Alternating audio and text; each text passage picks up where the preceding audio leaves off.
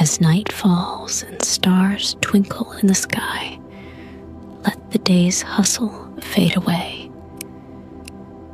You're about to journey into a world where magic whispers and legends come alive. Close your eyes, take a deep breath, and let yourself be carried into a realm of wonder with the Orphan and the Dragon. This tale, full of courage, mystery, and bonds stronger than steel, invites you to a place where heroes seek to heal a land on the edge of darkness. As you settle in, let the story's rhythm lull you into a peaceful slumber, guiding you through enchanted realms on a quest filled with magic and hope. So relax, let your imagination soar, and prepare for a dream-filled adventure. Good night, and let the journey begin.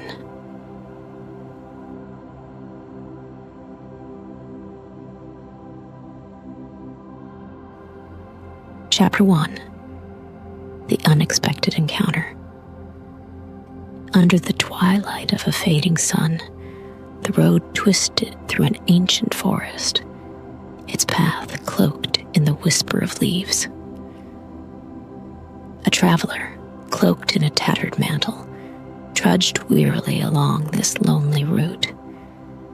His name was Orphan, and his eyes carried the burden of many years spent searching for a cure to the blight that had stricken his homeland, turning verdant fields into barren wastes. Orphan's journey had taken him far from home, across perilous mountains and through forgotten valleys, but to no avail. Each whispered legend and each scroll of ancient wisdom had led only to dead ends. Hope, once a bright flame within him, had dimmed to a flickering ember. Yet he walked on, driven by the promise he had made to his dying father, to return only with the salvation of their land in his hands.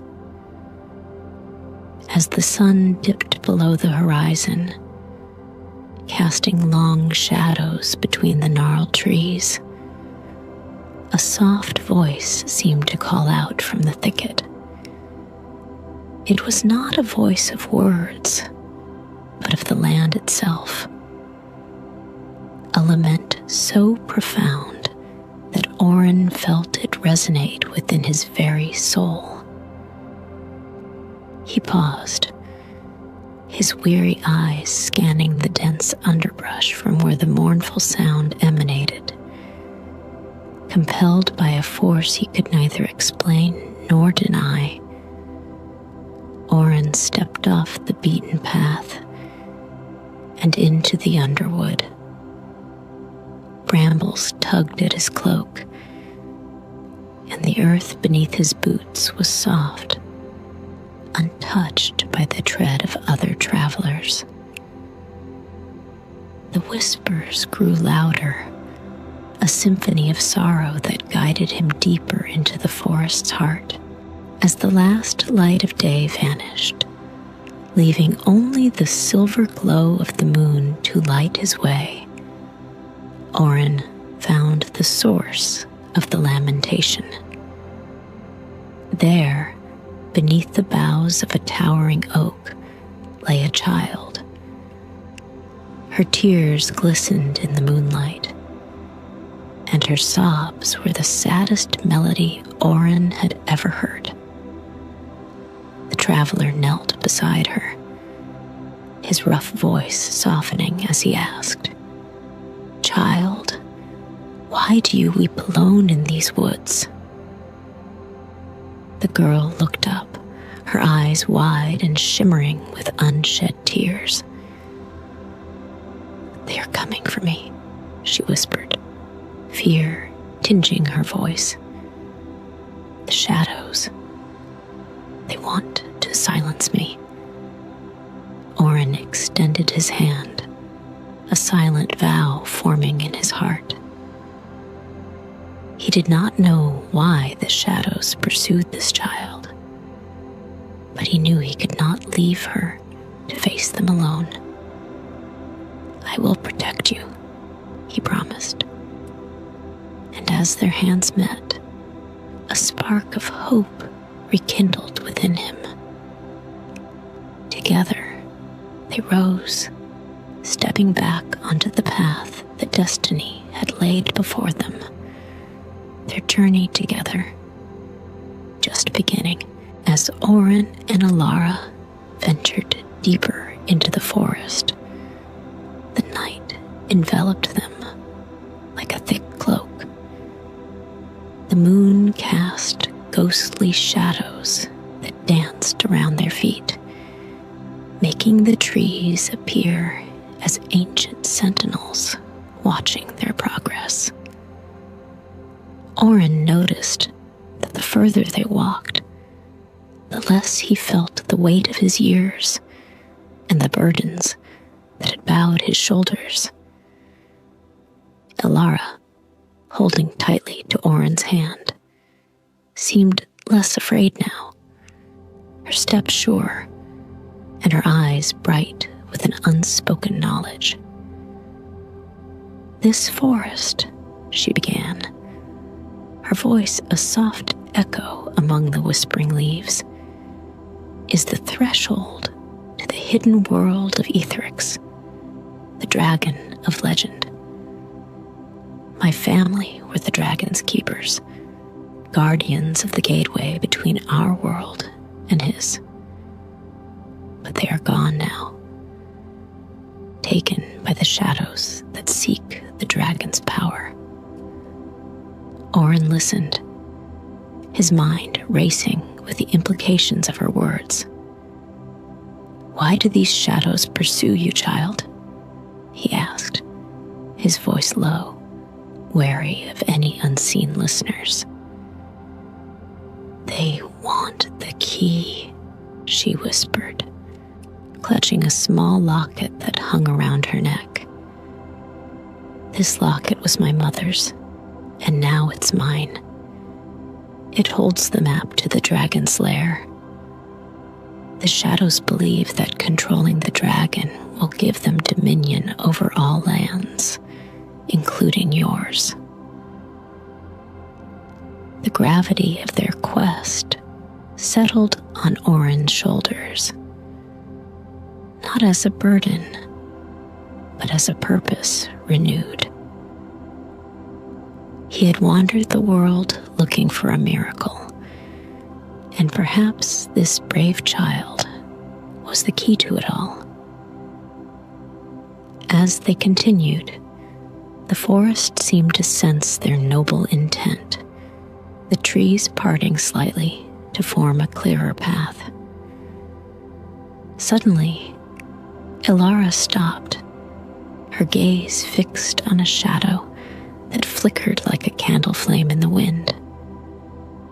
Orphan tensed, expecting a creature of darkness to emerge, but instead, a figure stepped out from the underbrush. Not a shadow, but a man with a kind face, his clothes that of a peasant. "Merrick," Alara exclaimed, with a relieved smile, recognizing the newcomer.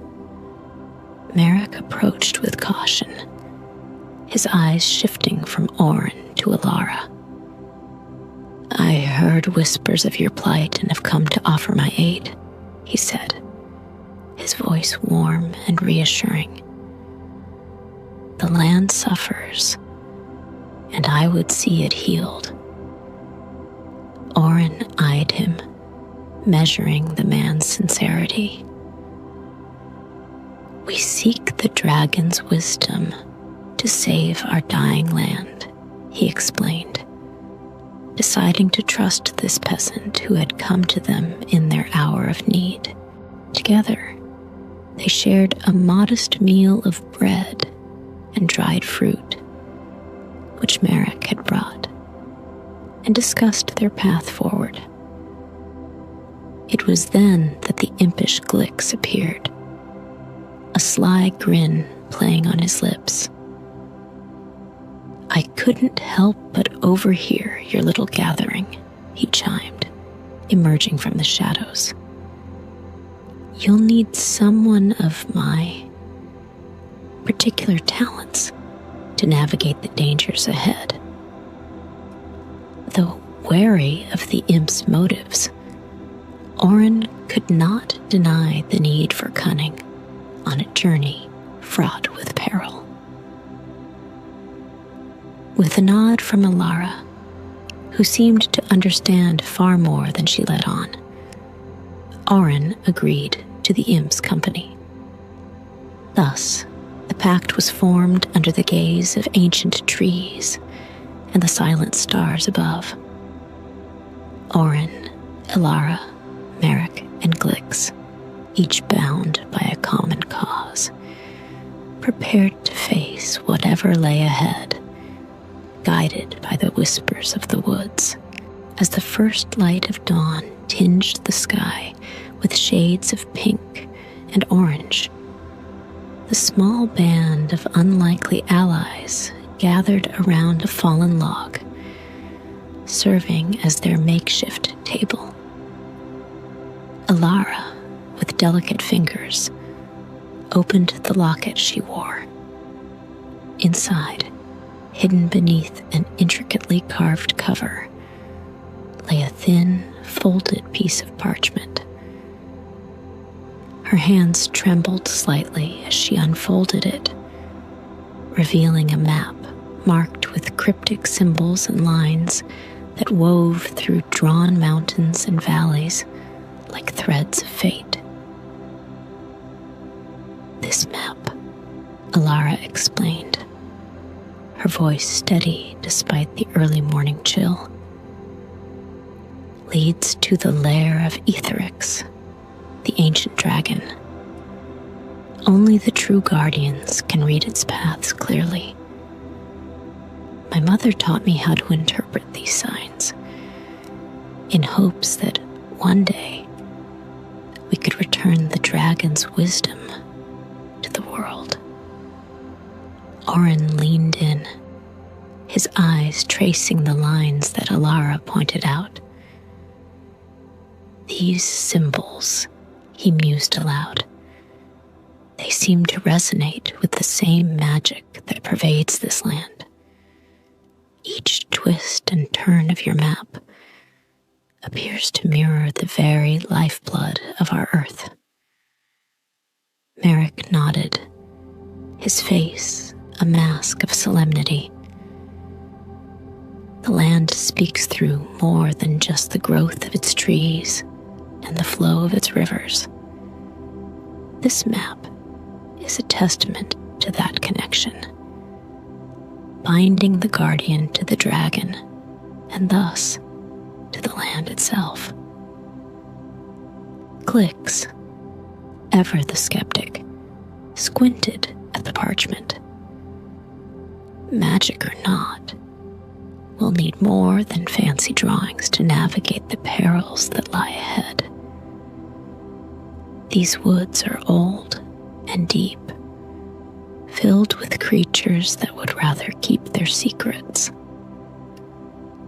Alara smiled faintly, a spark of resolve lighting her eyes. "That's why we need each other," she said. "Orphan's strength, Merrick's wisdom, Glix's cunning, and my knowledge. Together, we can reach the lair." As they packed up their meager camp, Alara continued to explain the symbols, teaching her companions the basics of the map's language.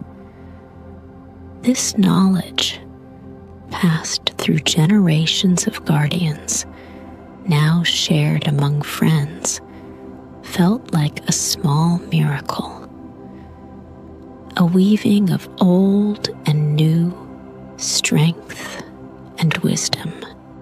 journey resumed with a sense of unity, each member of the group taking turns leading based on their strengths. Orphan, with his deep knowledge of the wilds, ensured they stayed true to the natural pathways that aligned with the map. Merrick, with his intuitive understanding of nature, found signs of water and edible plants, keeping their spirits and strength fortified. Glix, with an eye for trouble, scouted ahead, using his nimble movements to avoid or dismantle traps left by wary forest dwellers. And Alara, holding the map close, guided them through the more mystic barriers that would have stymied any ordinary travelers.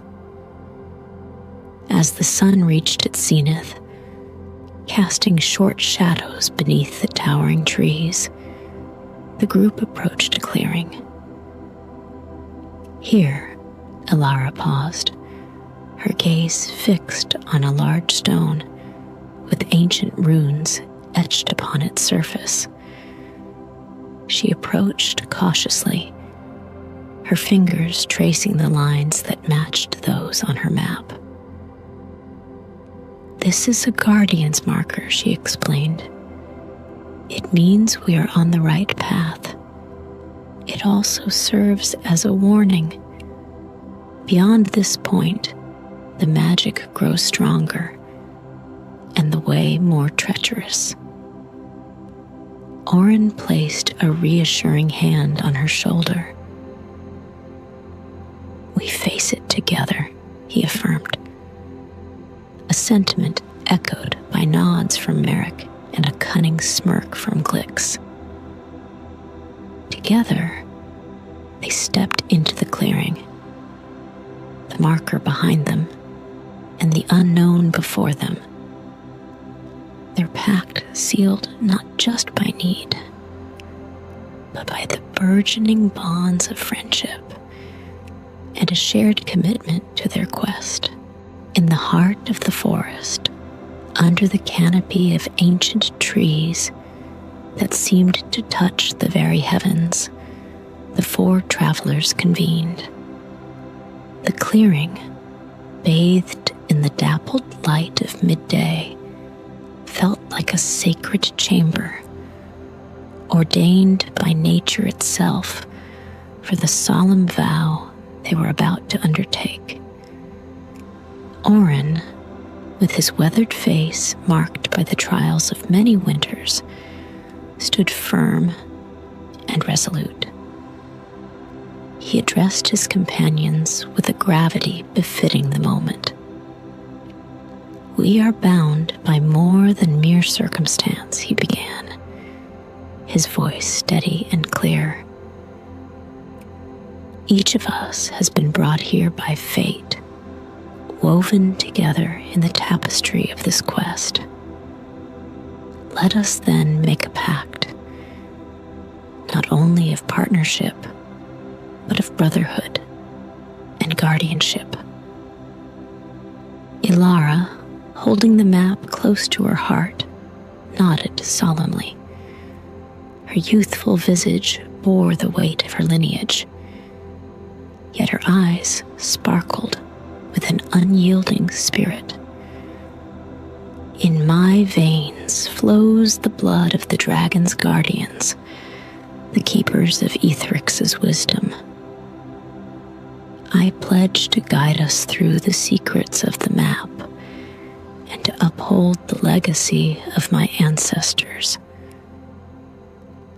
Merrick, the kind-hearted peasant whose hands were as accustomed to the plow as they were to the sword, stepped forward.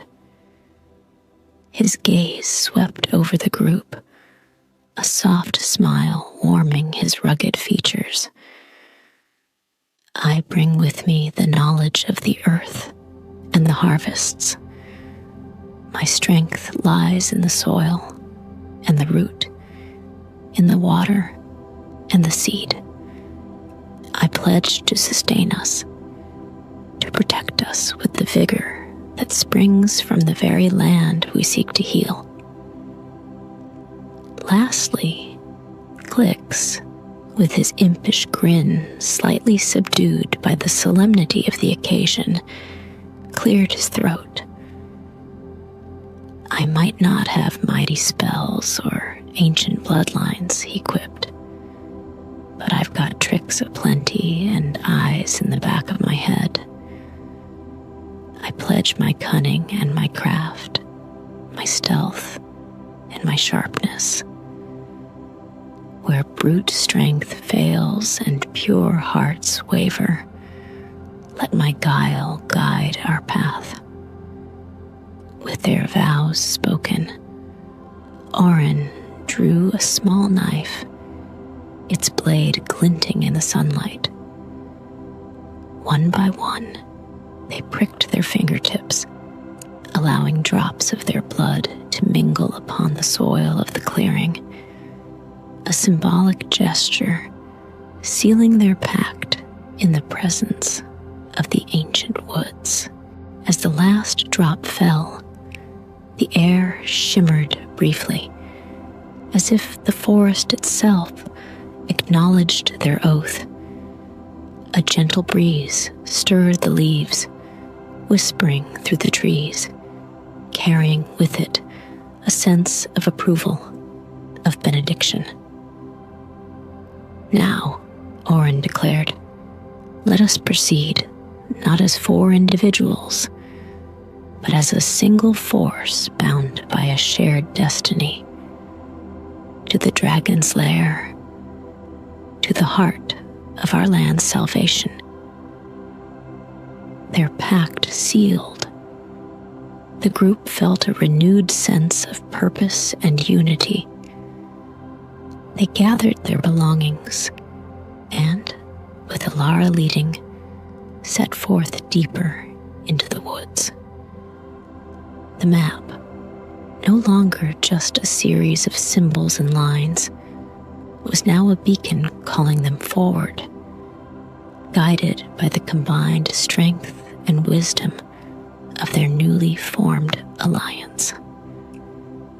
The journey that lay ahead would surely test their pact, but for now, they walked together, steps in unison, hearts aligned, driven by the common goal of reaching the dragon's lair and uncovering the secrets needed to save their dying land. As the shadows lengthened and the forest grew darker, the group pressed on, their path lit by the soft glow of fireflies and the occasional flicker of Glix's magical sparks.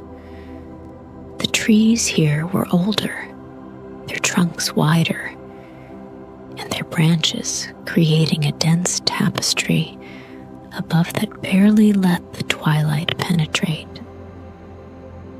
Alara, map in hand, guided them with a confidence that belied her years.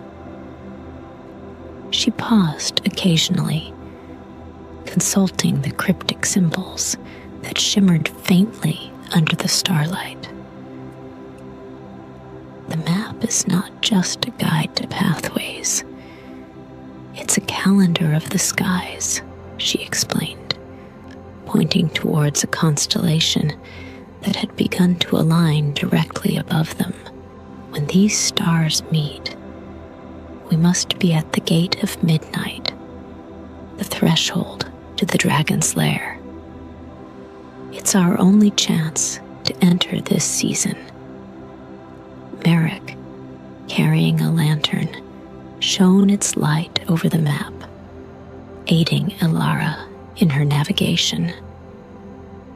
The way these landmarks are marked, he mused. It's like the map itself breathes with the life of the forest. Every step we take seems preordained by the very stars. Orphan kept watch over the group, his old warrior instincts alert to any signs of danger. The pact had bound them in purpose, but the woods were old, deep, and not all their secrets were benign. "Stay close," he cautioned, his voice low. "The night brings its own counsel, and not all ears are friendly to our cause." Glix, ever playful yet surprisingly vigilant, darted between the trees, his eyes gleaming with a mischievous light. "Fear not, old warrior," he called back. "My ears are sharp, and my tricks are many. Should shadows seek to end our quest, they'll find themselves quite bamboozled." As midnight approached, the group reached a clearing where the trees circled around like silent guardians. In the center, a large stone slab lay embedded in the earth, runes glowing upon its surface in the moonlight. Elara, with a reverent touch, placed the map upon the stone. The map's edges curled slightly, as if reacting to the stone's ancient magic, then settled. Suddenly, the air grew thick, and a deep hum resonated around them, the ground beneath their feet vibrating with a power as old as the earth itself. The stars aligned perfectly above, casting a celestial light that enveloped the clearing. "This is it," Elara whispered, her voice filled with awe. "The gate of midnight. Stand together, hold fast to the bond we've forged." Hand in hand, they watched as the runes on the stone began to shine brighter,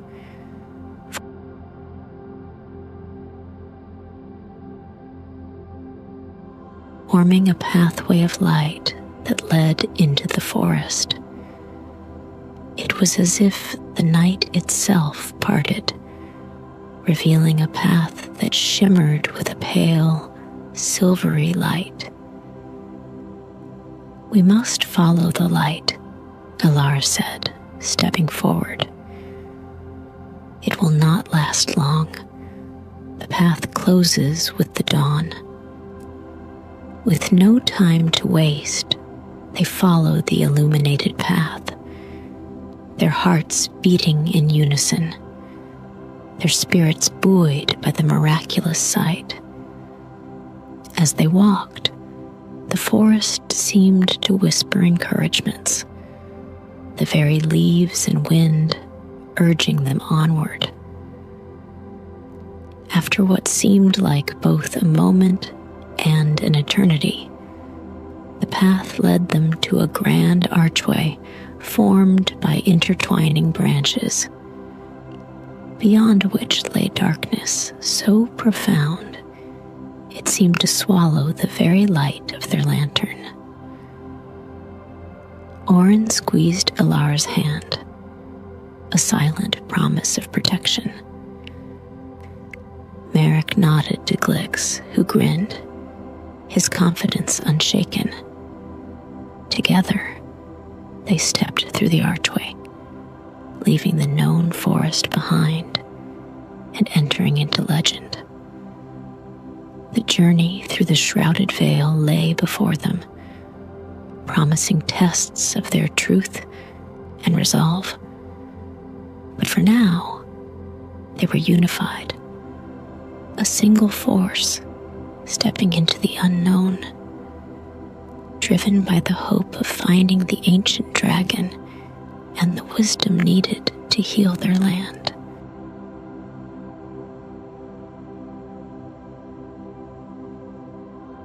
Chapter 2. The Journey Through the Shrouded Veil.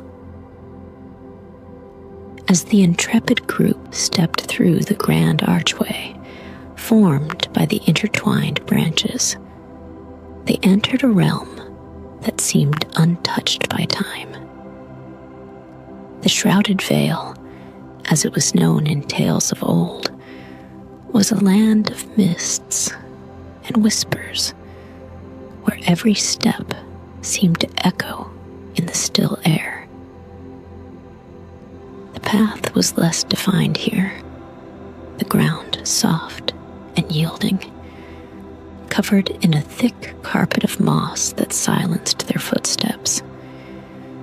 The air was cool and damp, thick with the fragrance of earth and ancient blooms.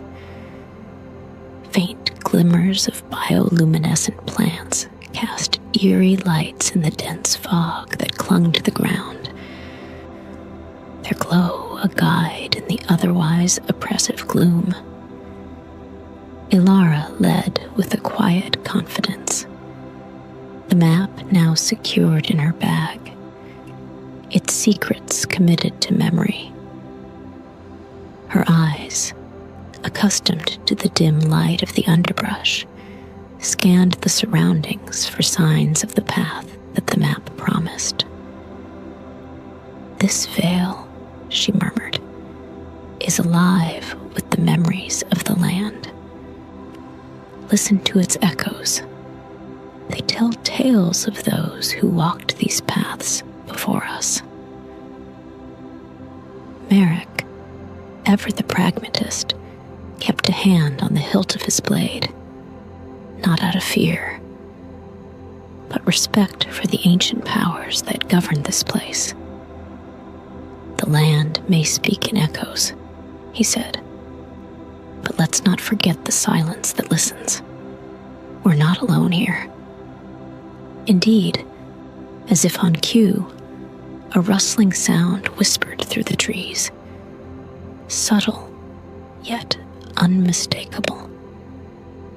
Glix, whose eyes shone with an impish gleam in the dark, winked at Orphan. "Ah, the Watchers in the Mist, perhaps. Let me speak with them.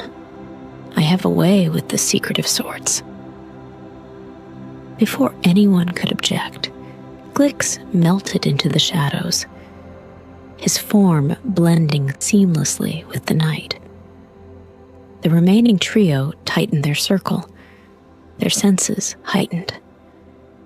It was Orphan who broke the tense silence. "We must trust in each other's strengths," he reminded them. "Glix has his part to play, as do we all." It wasn't long before Glix returned, a smirk playing on his lips. "Fear not, my friends, for our passage is secured. The spirits of the Vale are curious about our quest, and I've promised them a tale of our adventure in exchange for safe passage."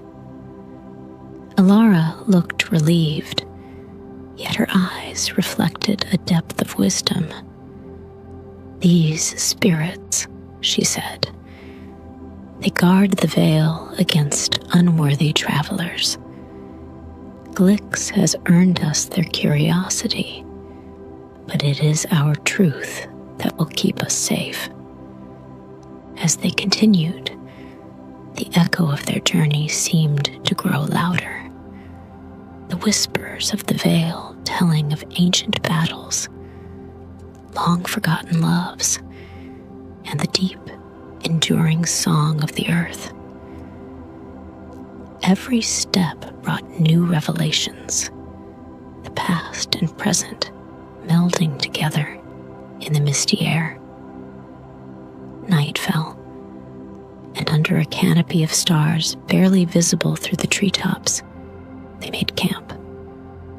The fire Merrick built crackled softly, its light a small beacon in the vast darkness of the Vale. Around it, they shared their stories, each tale a thread woven into the fabric of their fellowship.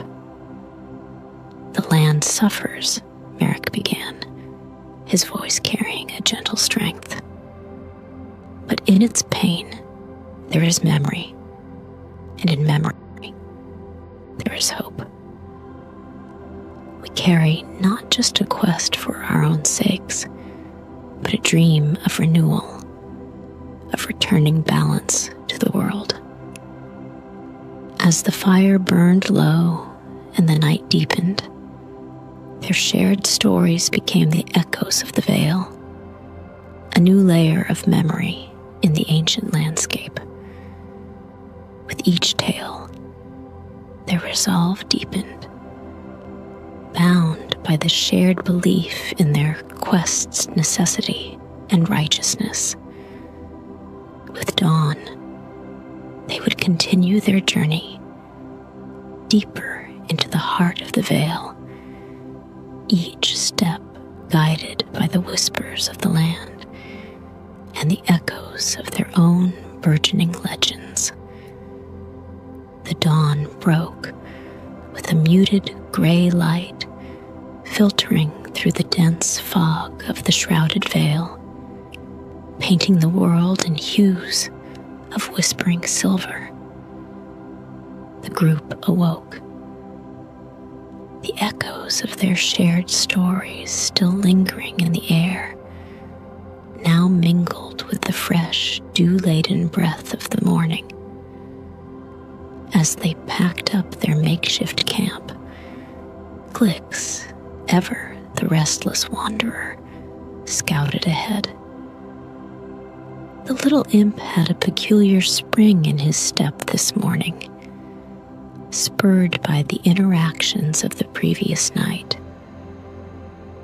His mind, as sharp and cunning as ever, was already weaving plans and contingencies, considering how best to use his unique talents to navigate the challenges of the veil.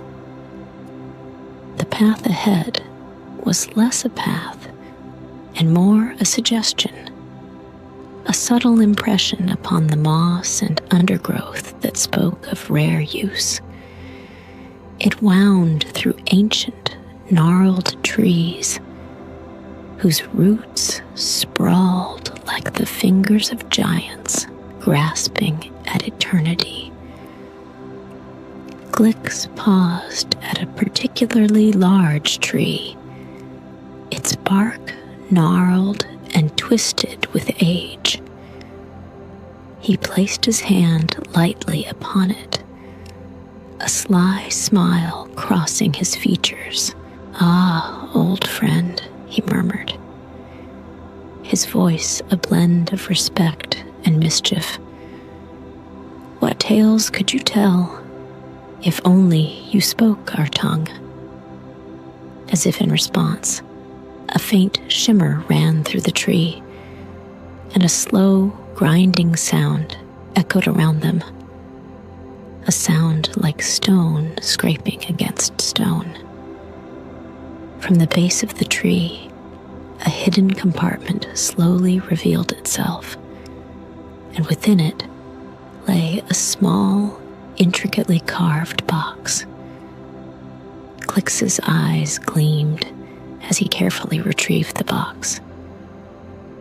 "You see," he explained to his companions who had caught up to him, "the veil hides secrets only the keenest eyes can find. And sometimes it requires a little negotiation." Opening the box, Glix revealed a compass. But unlike any ordinary compass, its needle spun in a lazy, seemingly random pattern. "This," he announced, "is a spirit compass. It points not to the magnetic north, but to the desires of the spirits of the veil." The group gathered around, intrigued by the device.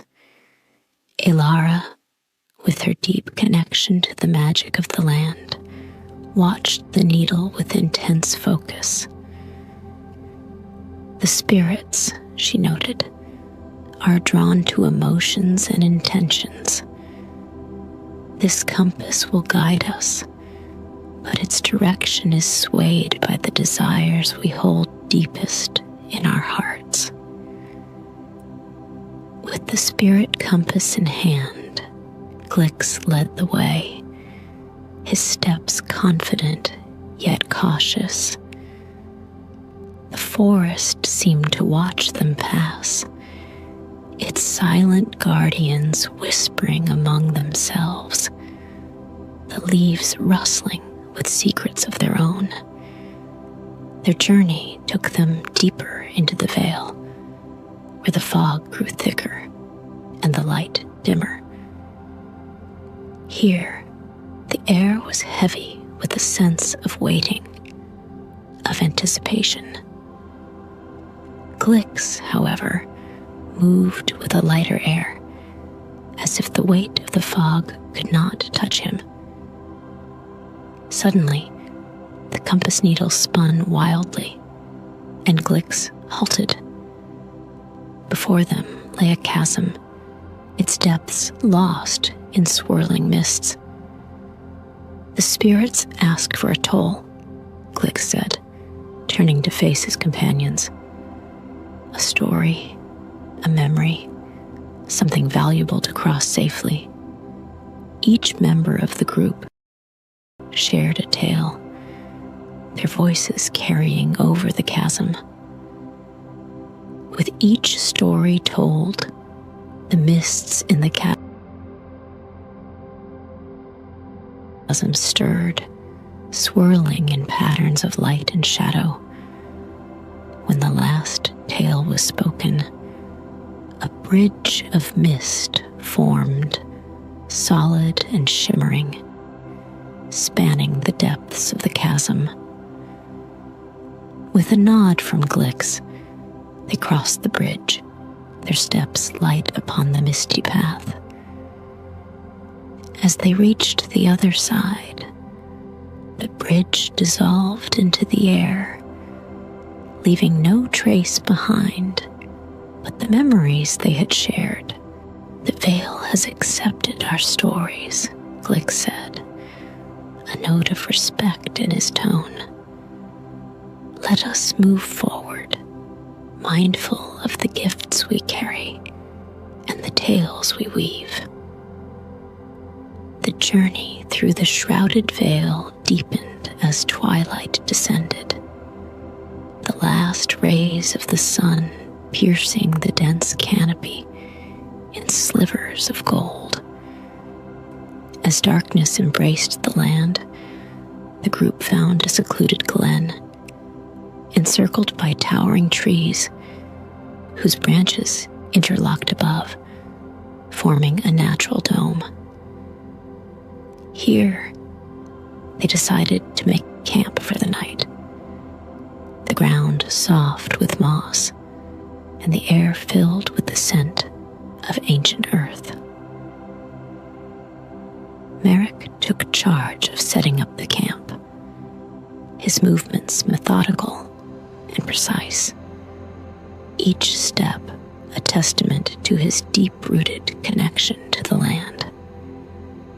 He gathered fallen branches and dry leaves, setting up a small fire pit with practiced ease. As the flames took hold, casting a warm glow in the growing darkness, the group gathered around, their faces illuminated by the flickering light. It is in nights like these, Merrick began, his voice resonant and calming, that the land speaks most clearly to those willing to listen. The stars above, the earth below, and the life that teems in the darkness, they all carry the wisdom of the ages. Ilara, drawing her cloak closer as the night air grew chill, looked up at the stars. "The constellations we see," she pointed out, tracing patterns in the sky with her finger, "are the same that guide us by day through the map. They remind us that we are part of a larger story, woven into the fabric of the universe." Orphan, his warrior's posture relaxed in the peace of the camp, nodded in agreement. "It's easy to forget, when faced with the immediate dangers of our quest, that we are but a single thread in the tapestry. Nights like these remind us of our place within it."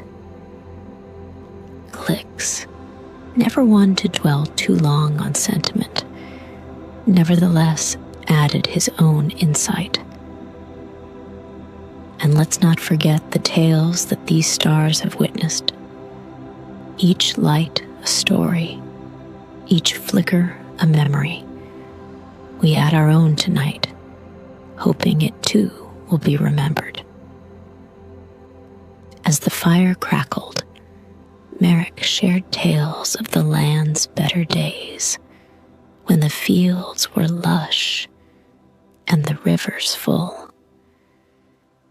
He spoke of the cycles of nature, of planting and harvest, of rain and drought, and of the balance that must be maintained to ensure the prosperity of all life. "These stories," he said, gesturing to the land around them, "are not just past memories, but lessons. They teach us that the land must be respected and nurtured, for it sustains us in more ways than we can comprehend." Elara listened intently, her eyes reflecting the firelight. "The dragon Etherix," she mused, "is said to be a guardian of these balances, a keeper of the earth's deepest magic. By seeking his wisdom, we seek to restore what has been lost, to heal the wounds inflicted by time and neglect." The night deepened, and one by one, they shared their hopes for the journey ahead, their voices blending with the night sounds of the forest. The stars watched silently, ageless witnesses to their resolve and dreams. As they settled into their makeshift beds, the fire reduced to glowing embers. A sense of peace settled over the camp. They were individuals brought together by chance and necessity. But now, under the stars and surrounded by the ancient whispers of the shrouded veil, they were united in purpose and spirit. The night passed quietly. The only sounds the soft rustle of leaves and the distant call of a night bird. They slept deeply, their dreams infused with the mystic energies of the veil, each heart beating in rhythm with the pulsing life of the land. As the first light of dawn crept over the horizon, painting the world in hues of amber and rose, the group stirred from their slumber, invigorated by the night's rest and the dreams that had visited them. Each felt a renewed connection to their quest and to the land that cradled them.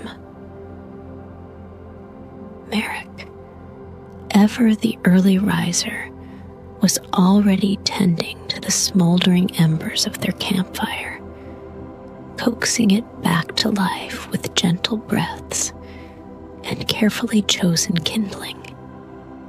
The others gathered around as the fire grew, its warmth a welcome reprieve from the morning chill.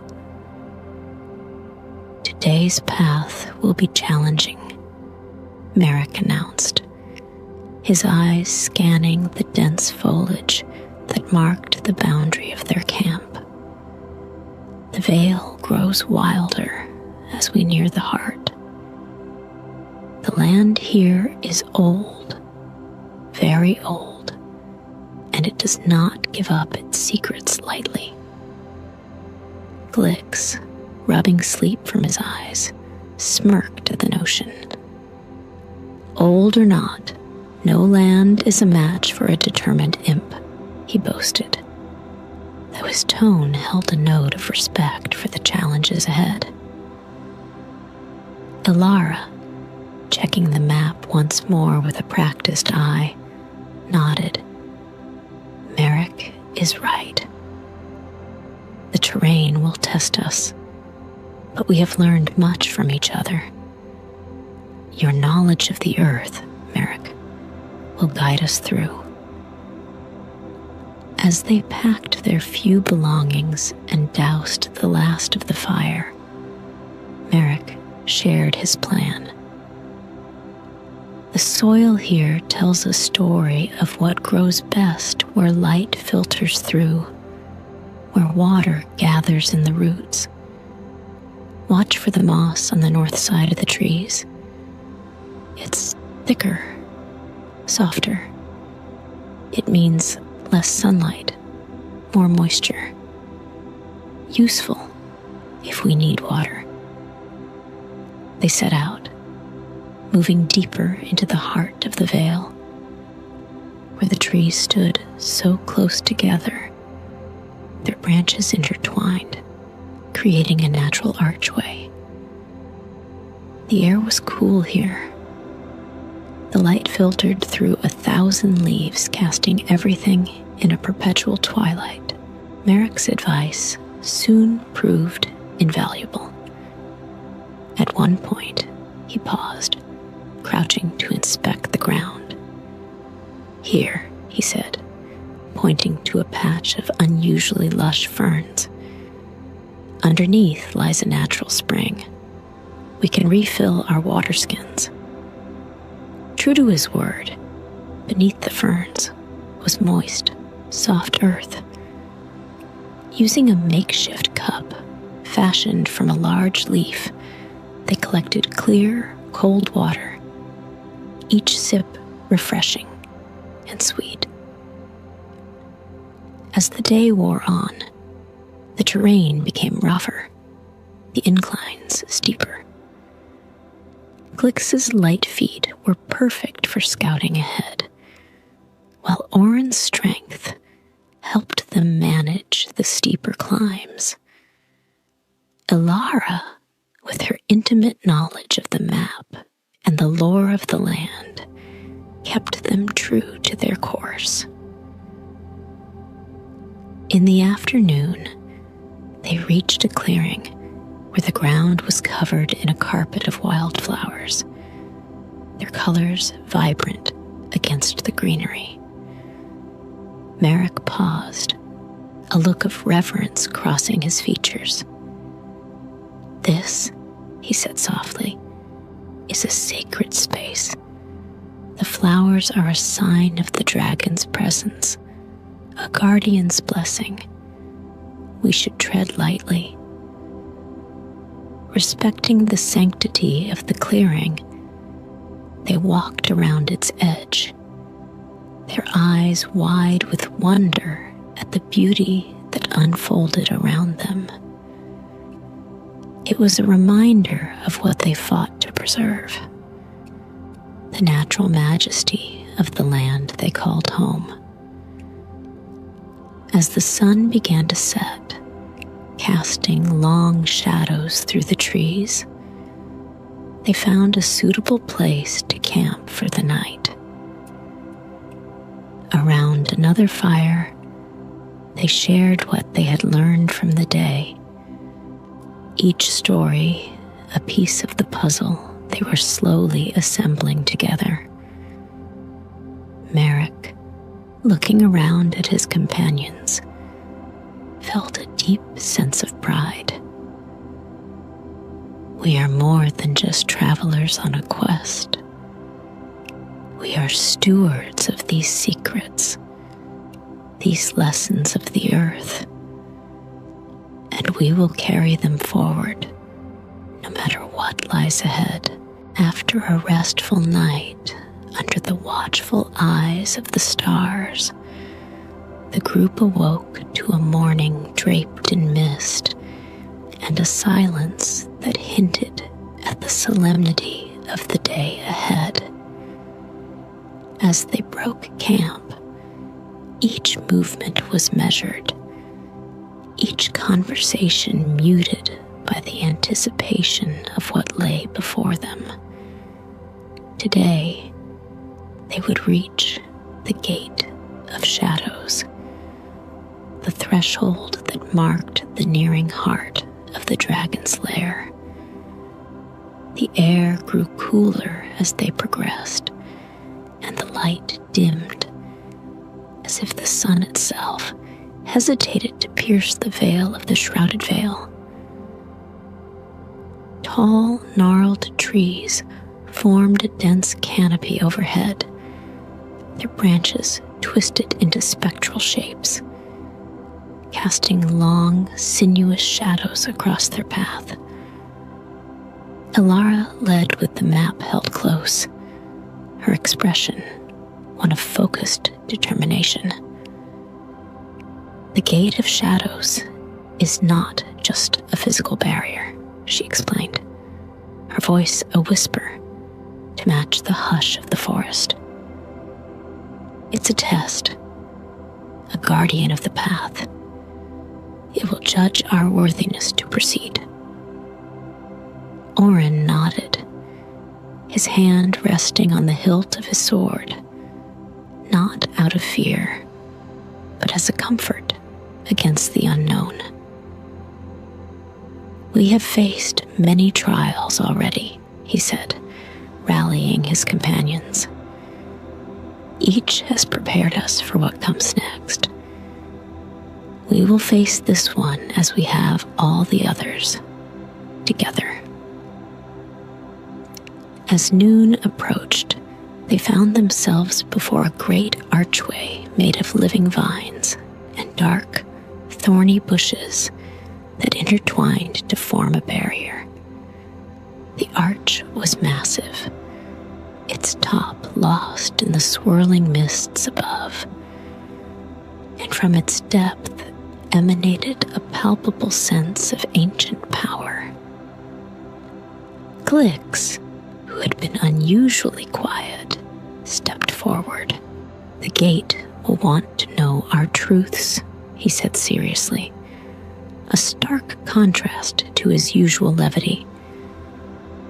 Each of us must share a secret, something true and personal. It is the only way the gate will open. One by one, they approached the archway. Merrick was the first to speak. I came on this journey to find redemption, he confessed, his voice steady but filled with emotion. Once, I failed to protect my land, my family. Now, I seek to atone for my past, to restore the balance that I once allowed to falter.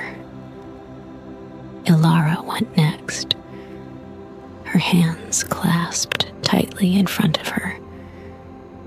I bear the weight of my lineage, she revealed, her eyes glistening with unshed tears. I fear that I am not strong enough to live up to the legacy of my ancestors, to be the guardian they need me to be. Orphan, clearing his throat, looked each of his companions in the eye.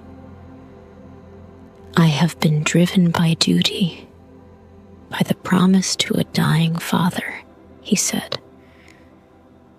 But I am also driven by fear, the fear of returning home without having found a way to save it. Finally, Glix faced the gate, his usual smirk replaced by a somber frown. "I often hide behind my tricks and jests," he admitted, "but I am here because I seek belonging. Among you, I have found a purpose that I never knew I needed." With each confession, the vines of the gate shuddered and rustled, as if absorbing the weight of their truths. Slowly, almost reluctantly, the thorny barriers began to part, opening a darkened path that led further into the heart of the veil. As they passed through the gate of shadows, a sense of relief mixed with a newfound respect for one another filled the air. They had revealed their deepest selves to the gate and to each other, binding them even closer together. The path beyond the gate was shrouded in deeper shadows, and the air was cooler, filled with the whispers of ancient secrets waiting to be discovered. Beyond the gate of shadows, the world seemed to shift subtly, as though they had crossed into a realm where the very essence of truth was tangible, palpable in the air they breathed and the ground beneath their feet. The path wound deeper into the heart of the veil, where the light was dim, yet each step was illuminated by a soft, otherworldly glow emanating from the moss underfoot.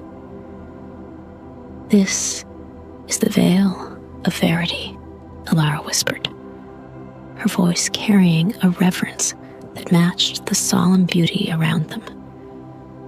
"It reveals the true nature of all who walk its path.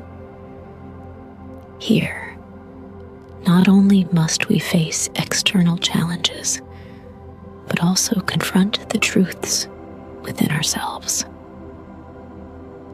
As they progressed, the air thrummed with a quiet power, the silence punctuated only by the soft rustle of leaves and the distant murmur of unseen water. It was here that the first test emerged. Before them stood 3 statues, each carved from the dark stone of the veil, and each depicting a figure. One of a warrior with a sword raised, one of a sage with a book open, and one of a jester with a lute slung over his shoulder. At the base of each statue was a plaque, and on these plaques were inscriptions that posed questions fundamental to their journey. Orphan approached the warrior statue. The inscription read, "What is the source of true strength?" Pausing, he reflected on the trials they had faced together and his own role within the group. With a deep, steadying breath, he spoke aloud. "True strength lies not in the might of one's arm, but in the courage to stand for others, to protect and to persevere through adversity." The statue's sword, previously pointed upwards, slowly lowered in a sign of assent, and a path to the left of the statue opened. Merrick moved to the sage. The question asked, "What is the essence of wisdom?" Merrick, whose life had been deeply connected to the cycles of nature and the knowledge of the land, replied confidently, "Wisdom is the understanding that all things are interconnected, It is the respect for the cycles of life and the stewardship of the earth. The book in the statue's hands glowed softly, and a path to the right opened, leaves rustling gently as if in approval. Lastly, Glix stepped up to the jester, a smirk playing across his features.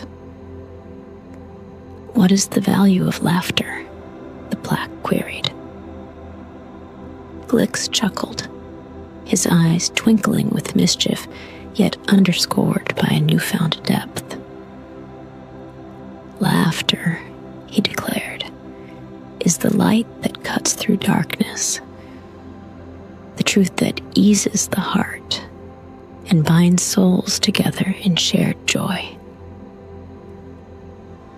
The lute on the statue's back strummed a single, clear note, and the path ahead cleared, revealing a trail bordered by twinkling lights. Alara watched each of her companions face their tests, a proud smile touching her lips. "Each of you has faced your truth," she said. "Now it is my turn." Leading them down the newly revealed path, they came to a clear pool reflecting the sparse light. Alara knelt beside it, her reflection gazing back at her. "The final test," she explained, "is to accept the truth of who we are, not just who we wish to be." Gazing into the water, Alara spoke her truth, her voice a soft echo around the still waters. "I am the last of my line, the sole bearer of my family's legacy. But my strength comes not from my lineage alone, but from the friends who walk beside me." The water rippled gently, accepting her words, and the path beyond the pool lit up, leading deeper into the veil. With their truths spoken and accepted, the group felt a profound connection, not only to each other, but to the quest itself. They walked forward, the bonds between them strengthened, their resolve clearer than ever. Finally, they reached the end of the hall, where a great door stood, its surface etched with a depiction of Ethrix in his majestic form, wings spread wide and eyes aglow with the wisdom of ages. Alara approached the door, placing her hand gently on the cold stone. To pass through this door is to accept the weight of history, the burden of guardianship. Are we ready? Each member of the group affirmed their readiness, their voices a chorus of resolve. Together, they pushed against the door, which opened slowly, grinding against the stone floor with a sound like thunder.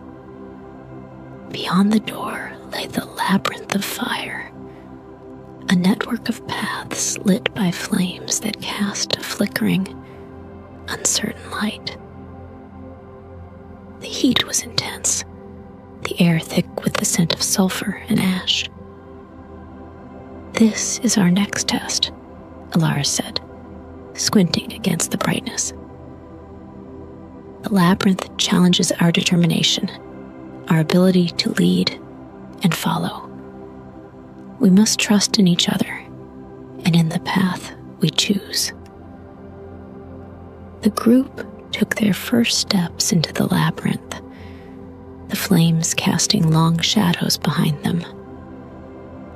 As they navigated the twisting paths, they relied on each other's strengths. Oren's leadership, Merrick's knowledge of nature, Glix's cunning and Alara's unyielding spirit.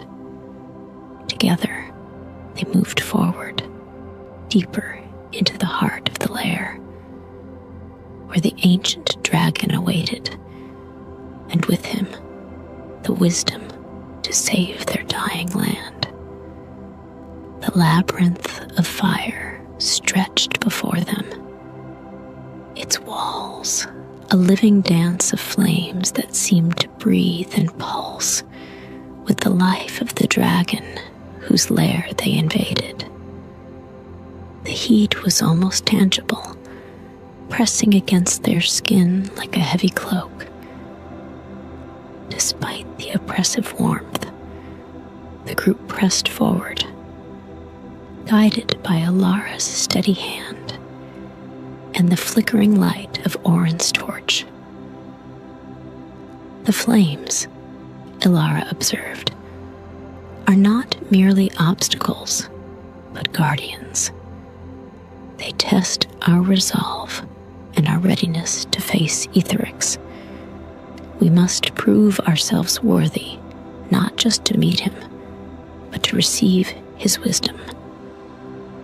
Glix, nimble and quick, darted ahead, his eyes catching the subtle shifts in the flame's behavior. "These fires," he called back, "they react to us. Watch your emotions. Fear makes them flare. Calm seems to soothe them." This information proved invaluable.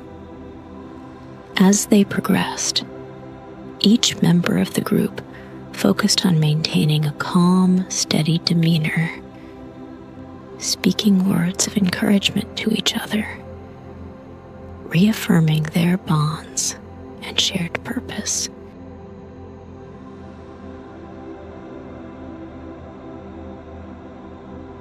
Chapter 3: The Lair of the Ancient Dragon. After passing through the Veil of Verity, the group entered the threshold of a realm that felt as old as time itself. The air was thick with a sense of deep, resonant power. It was as if the very stones beneath their feet pulsed with the heartbeat of the earth. The path ahead led into a cavernous opening bordered by towering columns that seemed to have been carved from the living rock by the hands of giants. As they stepped into the cavern, their footsteps echoed off the stone, transforming into hushed whispers that rebounded around them. The whispers were not just echoes. They were the voices of the past, each one carrying tales of ancient deeds, of wisdom gained and lost, and of the legacy that bound the dragon Etherix to this sacred place. Alara led with a torch held high, its flame casting dancing shadows on the walls. The light revealed intricate carvings that depicted the history of the dragon and the guardians who had served before her. "These are the halls of whispers," Alara explained, her voice a reverent murmur. "The carvings tell the story of Etherix, his rise to power, and his pact with the first guardians." The group moved slowly through the hall, each carving more elaborate than the last. One depicted a great battle where Etherix defended the land from a dark invader. Another showed him granting the first guardians the knowledge of the earth's magic. Oren, touching the carvings with a warrior's respect, felt a connection to the guardians of old. They were not so different from us, he reflected, called to serve, to protect. Merrick, ever attentive to the earth's lore, examined the symbols beneath the carvings. These symbols speak of balance, of the give and take between the land and its inhabitants. It's a reminder that the dragon's wisdom is not just power. It's a responsibility. As they delved deeper into the halls, the whispers grew louder, almost as if the very air sought to impart ancient secrets. Clicks, who had been unusually somber since their trials at the Gate of Shadows, listened intently. These voices, he mused, they're not just echoes. They're lessons, waiting to be understood. When Merrick momentarily stumbled, a burst of flame leaped towards him. But Orphan was there, his presence reassuring, helping him regain his footing and composure, causing the flame to subside. The labyrinth was a maze of choices, each turn and fork a decision to be made. They relied heavily on Merrick's intuition for the natural flow of paths, and Alara's understanding of the lore embedded in the very structure of the labyrinth. At one critical junction, Alara paused, studying the flames that danced higher at one path and lower at another. Fire seeks to rise, she deduced. The path where the flames are lower might indicate that it leads downwards, deeper into the lair, towards the heart of Etherix. Trusting her judgment, they took the path with the lower flames, finding it cooler and the air fresher. This path spiraled downward, the stone beneath their feet worn smooth by the passage of countless guardians before them. As they descended, the whispers of the past grew fainter, replaced by a deep, resonant thrumming that seemed to emanate from the very heart of the earth. "We are approaching the dragon's heart," Alara whispered, her voice tinged with awe. "Feel the rhythm. It's like the beating of a giant heart, the core of the land itself." Their path finally led them out of the labyrinth into a vast cavern where the air was thick with power. The fire here did not dance wildly, but burned steadily, illuminating the cavern in a warm golden light. At the center, a great heart-shaped crystal pulsed with a light that matched the rhythm they had felt.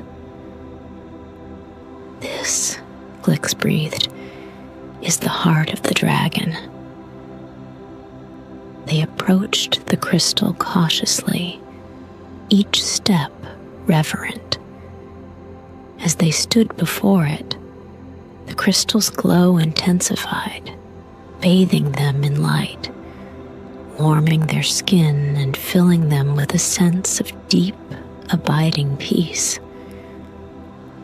"We have been tested," Orphan stated, his voice resonant in the cavernous space, "and we have not been found wanting." "The final step," Alara said, turning to face her companions, "is to meet Etherix himself and ask for the wisdom we seek. Are we ready?" With unanimous nods, they prepared to face the ancient dragon, their hearts fortified by the trials they had overcome together. The crystal pulsed faster now, as if anticipating the meeting to come. In the pulsating glow of the heart-shaped crystal, the air around them thrummed with an ancient power, the heartbeat of the dragon echoing through the cavern. The atmosphere was charged with a solemn gravity as they prepared to meet Etherix, the dragon whose wisdom had been sought by generations of guardians before Alara. The cavern's walls began to shimmer, and the space expanded, revealing a vast chamber hidden behind veils of light and shadow. There, upon a raised dais of stone, lay Etherix. The dragon was immense, his scales glimmering with the hues of the earth itself, deep greens and browns flecked with the gold of ancient treasure. His eyes, when they opened, were like twin pools of molten gold, piercing yet wise. Etherix's voice resonated in the chamber, deep and sonorous, filling the air with vibrations that seemed to speak directly to their souls. "You have come far, children of the land," he intoned. "You have braved the whispers of the past, the fire of trials, and the truth of your own hearts. Speak now your purpose." Alara stepped forward, her posture regal yet humble. "Great Etherix, we come seeking your wisdom to heal our land. It suffers from a blight that drains life and hope alike. We ask for your guidance, for the means to restore balance and vitality. With the seed of renewal secured in Alara's care, the group began their journey back to the surface, each step echoing with the weight of their newfound responsibility. The labyrinth that had once challenged them with its flames and twists now lay silent and subdued, as if recognizing the authority bestowed upon them by Etherix. As they emerged from the depths of the dragon's lair, the light of the outside world greeted them with a brilliance that seemed to herald a new beginning. The forest around the lair, once shrouded in shadows and whispers, now shimmered with a gentle light, the leaves whispering not warnings, but welcomes. "The land knows," Merrick murmured, his eyes reflecting the subtle glow of the trees. "It senses the promise we carry. The seed of renewal will bring more than just life. It will restore the harmony that was lost." Their journey back through the shrouded veil was marked by signs of renewal already beginning to stir. Small sprouts pushed through the earth where none had been before. Streams, once dry, murmured with fresh currents of water. The very air seemed cleaner, filled with the scent of growing things. As they neared the borders of their homeland, the changes wrought by the blight were starkly apparent. The earth was parched, the trees barren, and the sky a dull gray, the land crying out for the healing they now had the power to bestow. Glix, ever the observant, noticed the people of the land watching them as they approached. "They see the hope we carry," he noted with a grin. "Let's not disappoint them." At the heart of their land, in a field that had once been lush and fertile, the group gathered. The villagers, having heard of their quest, came to witness the planting of the seed. Elara, with Orphan, Merrick, and Glix by her side, held the crystal aloft for all to see. "This is the seed of renewal, gifted to us by Ethrix, the ancient dragon guardian of the earth," Elara announced. "With this, we begin the restoration of our land. But this is only the beginning. Each of us must nurture this gift, protect it, and ensure its growth." She planted the crystal in the earth at the center of the field. As soon as the seed touched the soil, a pulse of light spread outward, racing across the ground. The earth trembled slightly underfoot, and a lush greenery sprang up where the light passed, vibrant and full of life. The dragon's gaze softened as he contemplated Elara and her companions. "You carry the weight of many hopes, young guardian," Ethrix replied. "The answer you seek lies within the land itself, in the balance you strive to restore. But remember, the wisdom to heal comes with the responsibility to maintain harmony. Will you bear this burden?" "We will," Orphan declared, and Merrick and Glix nodded in agreement, their faces set with determination.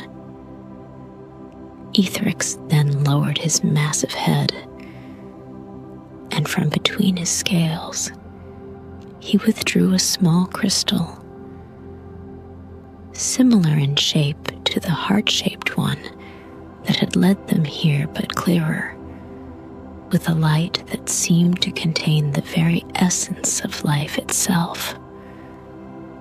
"This is the seed of renewal," he explained as he placed the crystal before them. "Plant it in the heart of your land. Nurture it with the unity and courage you have shown on your journey, and it will restore the vitality of the earth." Elara took the crystal carefully, holding it with a reverence that acknowledged both its power and its price. "We accept this gift and the duty that comes with it, wise Ethrix. We will honor the balance and protect it," she vowed. Ethrix nodded, his great form beginning to shimmer, as if preparing to retreat back into the shadows from whence he had come. "Go now with my blessing. Remember that the health of one is the health of all. The balance you keep will reflect in every leaf and stream, every creature and breath of wind."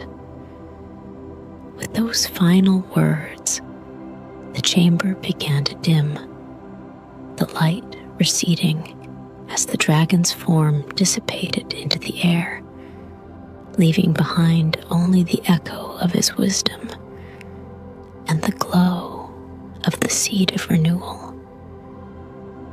The group stood together for a moment longer, absorbing the gravity of their mission the weight of their new responsibility.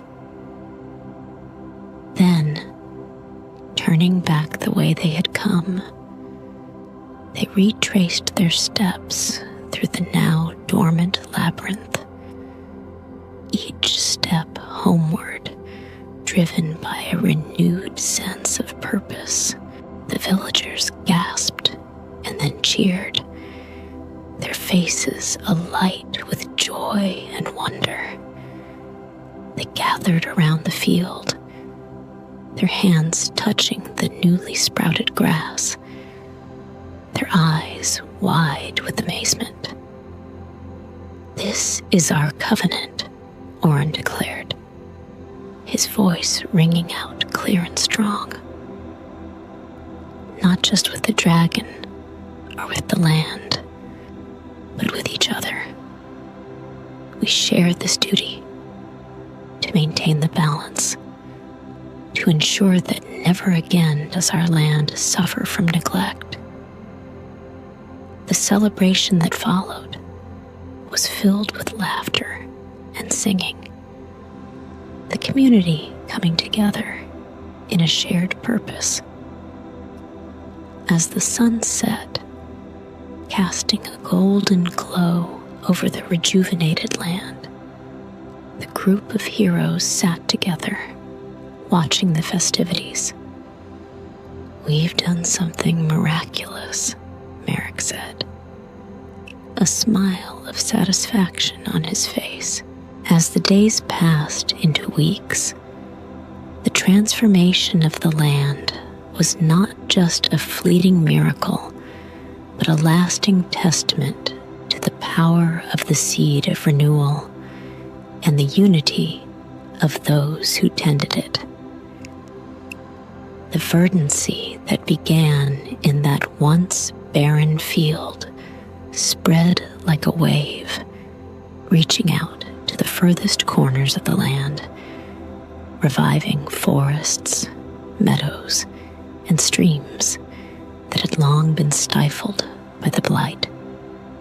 Ilara, Orphan, Merrick, and Glix became stewards of this renewal, their bond forged in the depths of the dragon's lair, now a covenant with the land itself. They traveled from village to village, sharing the story of the seed and the dragon's wisdom, teaching the people how to care for the land to maintain the balance that had been restored. In each place they visited, the people listened with rapt attention, their eyes alight with hope and determination. They learned to plant new groves of trees, to manage the waters with care, and to harvest the bounty of the land without greed. The teachings of Merrick about the interconnectedness of all life resonated deeply, reminding everyone of their role in the greater cycle of the world. Glix, with his penchant for storytelling, took great delight in recounting their adventures, often embellishing the tales with his own humorous twists. Yet, even through his jests, the importance of their journey and the lessons they learned were not lost on his audiences.